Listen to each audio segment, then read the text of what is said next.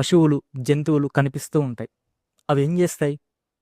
తినటం, పడుకోవటం, అటు ఇటు తిరగడం, కోపం వస్తే ఒకరిని కరవడం, అంతే. వాటికి విచక్షణ జ్ఞానం అనేది లేదు. మరి మన సామాన్య మానవుడు, మనకి విచక్షణ జ్ఞానం ఉంది. మనం ఉచిత అనుచిత నిర్ణయాలు తీసుకునేటటువంటి బుద్ధి మనకుంది. అయితే ఈ పశువులు ఏదైతే ఉన్నాయో వాటికి ఆత్మజ్ఞానం అనేది లేదు. మనలాంటి మానవులకు కూడా ఈ ఆత్మజ్ఞానం అనేది లేదు. మరి ఈ ఆత్మజ్ఞానం ఏమైపోయింది? ఎటుపోయింది ఆత్మజ్ఞానం? త్రిపుటి ఏదైతే ఉందో దానిని సమానంగా ఏకదృష్టితో చూడడమే ఆత్మజ్ఞానం అని చెప్పాను. ఇప్పుడు ఆ ఆత్మజ్ఞానం ఏమైపోయింది?